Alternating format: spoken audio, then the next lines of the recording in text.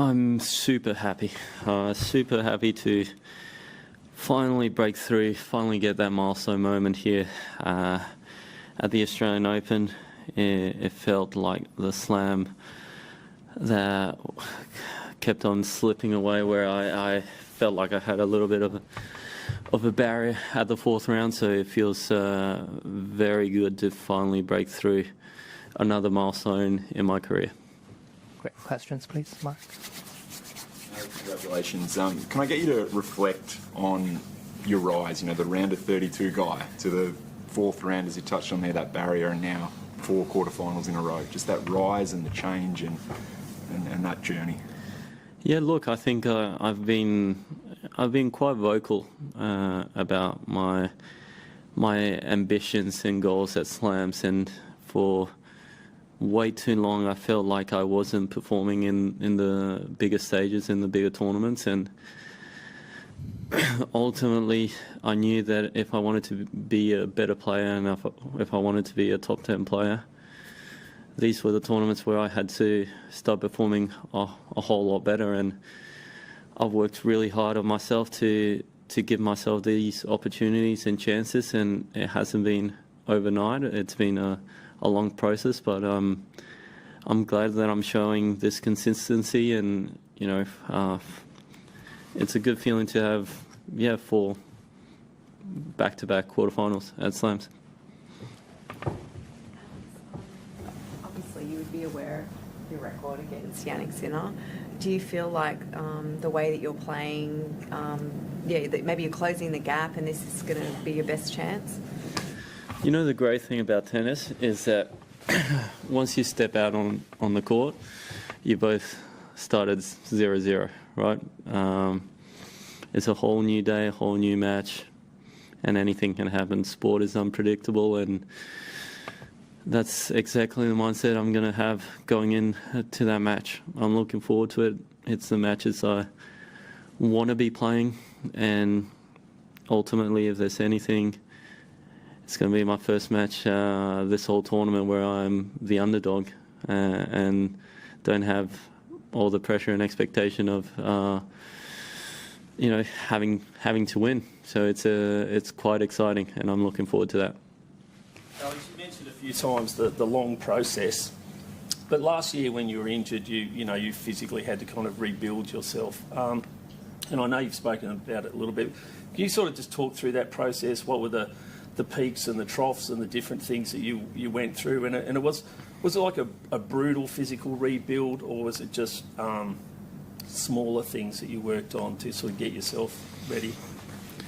I would say it was brutal, both physically and mentally.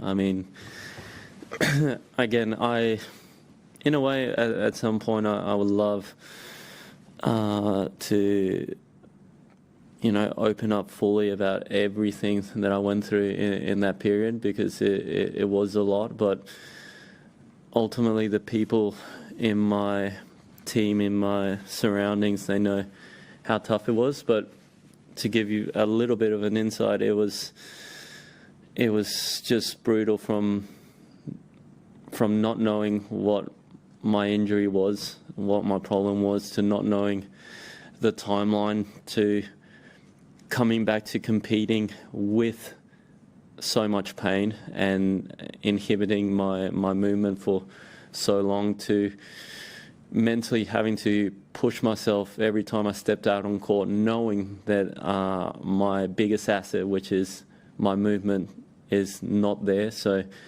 no matter what, if I'm going to win that match on that day, I was going to have to be so strong mentally, knowing that I had my limitations, and I still had to compete from the very first point to the last. And yeah, just waiting, more than anything, waiting day and weeks for there to be no pain on my movement. And it was a bloody long process, but I'm glad we're here right now, and yeah, we've passed the page, hopefully. Courtney.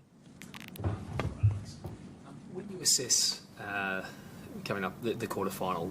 Do you look at the matches you've played against him, or do you look at the matches that he's played, or do you talk to what do you rely on? Is it the coaches going and having a look at what happened today? Is it yourself? How do you prepare, I suppose, tactically for that battle? I think it's a little bit of everything. There's a big part of all the matches that we've played in the past.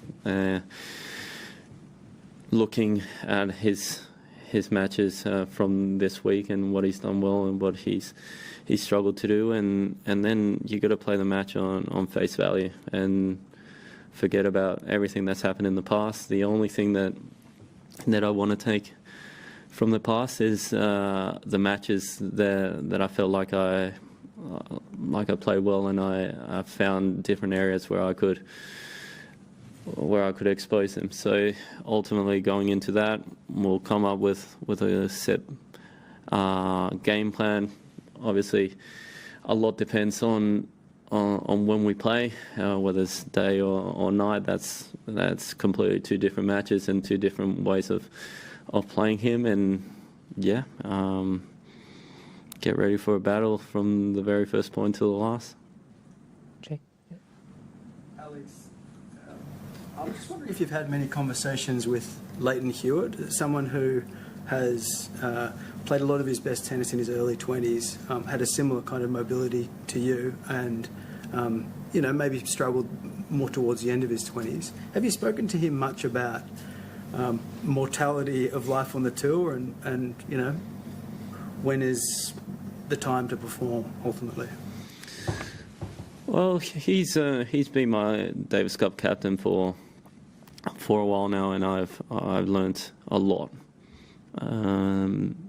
Through him, I've picked his brain many times, and ultimately one of my biggest goals the last couple of years was to perform at the slams. And more than anything, his advice has always been that the first week of a slam is there to find a way and get through. Doesn't matter how you do it, whether it's pretty or ugly, or you just got to find a way to get yourself to the second week, because in the second week of a slam, anything can happen. You start playing with confidence. You've played 4 matches already, feeling the conditions, the balls, the atmosphere, and then you're not that far off from the big title. So that's the kind of mindset I've had the last couple of slams. Get through the first week, and then we'll see what happens.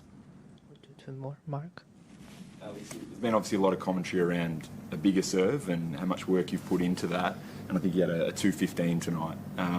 But in the last couple of rounds, you've had your first serve percentage in the 40s. So just keen to get your take on where you think your serve's at right now, and whether you have a percentage in mind while you're attempting to serve that big and take more risks. Is there a number in mind that you're happy with?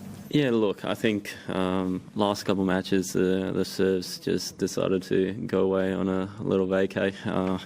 Kind of deserted me for a little while. Yeah, look, I think these numbers are not something that I want day in and day out. Obviously, it's great to get through the matches and you live to fight another day, but ultimately you still... like the first couple of rounds where I'm serving at the same pace, but I'm still looking at 60%, right? So that's anywhere around that is definitely good serving numbers for me. And look, ultimately, I do have that extra pop on my serve where I can get that 215, for example, tonight, but doesn't mean I've got to use it all the time. It's about using that variety and setting up the next shot, and keeping your opponents guessing, right? Whether you're going to go for the big one down the tee, or you're going to take a little bit of pace off and go for the short slider, go somewhere in the body. Like, just keep that variety going, and yeah, I'm sure my serve will come back. Last one.